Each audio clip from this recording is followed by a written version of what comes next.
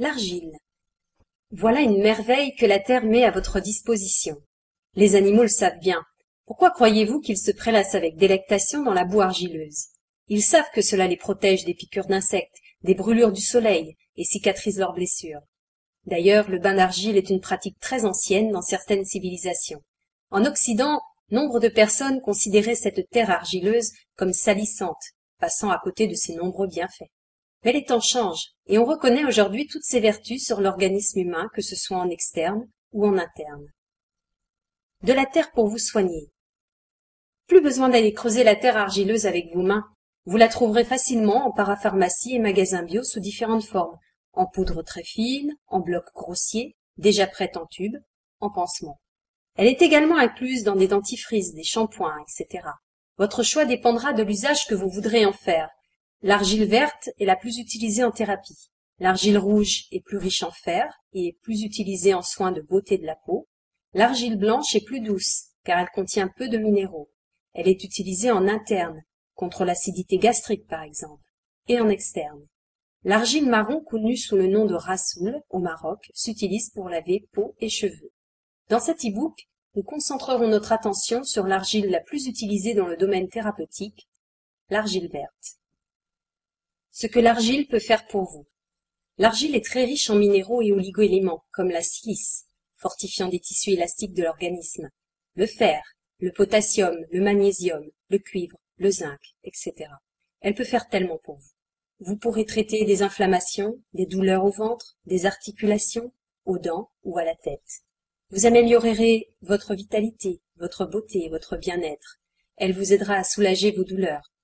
Elle est anti-inflammatoire, cicatrisante, antiseptique, bactéricide. Elle se révèle intéressante en cas d'entérite, de colite, de colibacillose, d'affections pulmonaires ou parasitaires.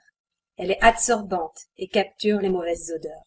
Elle a aussi un pouvoir absorbant, utile en cas d'intoxication ou maladie digestive. Sa forte teneur en silice s'avère intéressante pour traiter l'artériosclérose, le vieillissement et les états dégénératifs.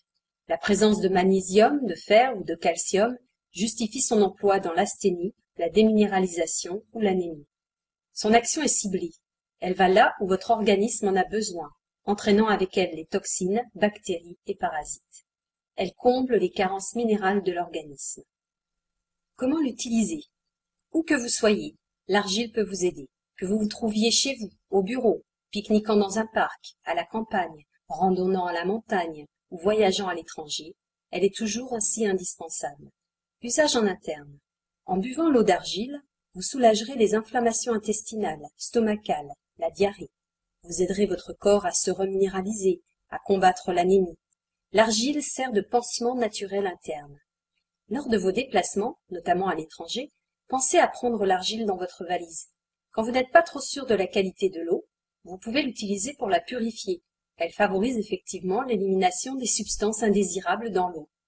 L'argile a des effets vermifuges, elle peut évacuer les vers présents dans les intestins.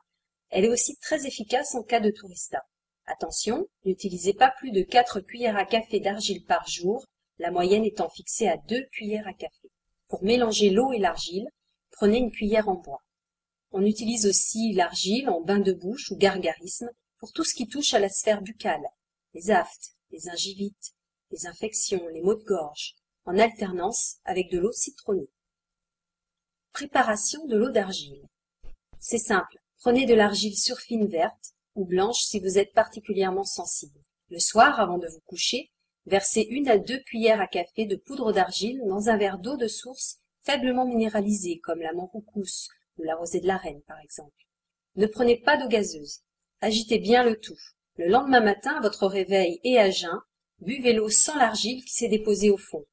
Au bout d'une semaine, vous pouvez tout boire en mélangeant eau et argile. Une cure dure 21 jours maximum. Attention, cette voie d'administration nécessite quelques précautions d'usage. Ne prenez pas d'argile en même temps qu'un médicament. Attention pour les femmes qui prennent la pilule.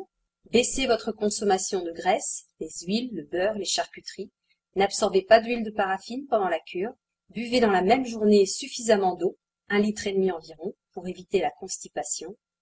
Et enfin, ne mettez pas d'argile en contact avec des amalgames dentaires. Usage en externe. Vous pouvez l'utiliser en compresse, sur des coupures pour des migraines, ou sous forme de cataplasme en cas de tendinite, d'arthrite, de brûlure, d'infection cutanée. L'argile est antiseptique et aide à mieux cicatriser. Vous pouvez même l'utiliser sur une plaie purulente. Des petites astuces maintenant. Vous avez une écharpe dans le doigt, trempez celui-ci dans de l'eau argileuse tiède. En plus de l'effet aseptisant, l'argile va attirer l'intrus vers l'extérieur.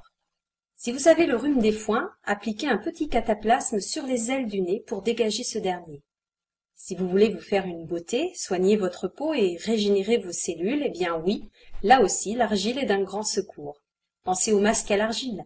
Suivant la peau, utilisez-la avec des huiles végétales, comme l'huile d'olive, d'argan, de rose musquée ou de jojoba, et quelques gouttes d'huile essentielle, telles que Anniba roseodora, le bois de rose, Pelargonium asperum, le géranium rosa, ou Rosa damascena, la rose de Damas. N'en faites qu'une fois par semaine maximum. Votre peau sera plus belle, plus douce et moins ridée. Vous avez une odeur de pied gênante? Saupoudrez l'intérieur de vos chaussures avec de l'argile. Remplacez le talc de votre bébé par l'argile en poudre, bien plus efficace et surtout sans effet nocif. Si tout le corps est atteint de démangeaisons, d'eczéma, d'irritation, essayez de saupoudrer celui-ci avec l'argile fine. Enfin, pour les douleurs rhumatismales, pensez aux bains de pieds et de mains à l'eau argileuse et au gros sel marin. Préparation de l'argile pour compresses et cataplasmes. Versez de l'argile en poudre dans un récipient en bois, en terre ou en verre épais, autre que du cristal, du plastique ou du métal. Versez de l'eau peu à peu, tout en mélangeant avec une cuillère en bois, jusqu'à ce que vous obteniez une pâte molle et épaisse pour les cataplasmes, une pâte plus liquide pour les compresses. Si vous utilisez de l'argile en gros blocs, versez l'eau pour les recouvrir et laissez reposer 1 heure avant de mélanger. Vous pouvez ensuite l'entreposer au soleil pour recharger l'argile en énergie solaire. Une fois mise en place, il est fortement recommandé de ne pas attendre que l'argile ait séché pour la retirer. Si c'est quand même le cas, retirez le bandage ou la gaze doucement en l'humidifiant. Ne gardez pas une compresse ou un cataplasme qui vous fait mal, comme un tiraillement, une sensation de brûlure ou de sécheresse. Suivant l'affection traitée, vous pouvez garder le cataplasme ou la compresse de 15 minutes à toute la nuit. Parfois, il est plus efficace de renouveler le traitement toutes les 2 heures. Attention, ne réutilisez jamais 2 fois la même préparation d'argile. Utilisation des cataplasmes. Ils sont généralement faits pour durer 2 à 3 heures, voire toute la nuit. Étalez l'argile en couches épaisses, environ 2 cm, sur un linge ou une toile propre, et appliquez le cataplasme directement sur la peau. L'utilisation d'une gaze n'est pas obligatoire, cela dépend de l'endroit concerné. Puis protégez le tout avec une bande velcro. Appliquez froid sur les régions enflammées ou le bas-ventre, sauf en cas de règles, lors desquelles il faut s'abstenir d'utiliser l'argile. À renouveler dès qu'il s'est réchauffé, souvent au bout de 30 minutes. Appliquez tiède après l'avoir posé sur un radiateur, par exemple, sur les douleurs rhumatismales, l'arthrite, sur le foie, hors période de digestion bien sûr, sur les reins ou la vessie. Pour les maux de tête, faites une application sur la nuque ou le front. Utilisation des compresses. Trempez un morceau de gaze ou de toile dans de l'argile liquide. Égouttez, appliquez sur les infections localisées, le visage, les pieds, les mains, sur les varices. À renouveler fréquemment. Conclusion. Vous pouvez tous bénéficier des nombreuses vertus de l'argile, que ce soit pour une entorse, une piqûre, une douleur articulaire ou gastrique, des troubles intestinaux ou un mal de gorge. Comme c'est le cas en homéopathie, il se peut qu'au début du traitement vous constatiez une aggravation de l'affection. Ceci est tout à fait normal.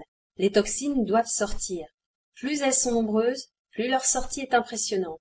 Il suffit de persévérer pour commencer à voir les résultats escomptés. Commencez toujours par des petites doses, des petites durées d'application, puis augmentez-les peu à peu.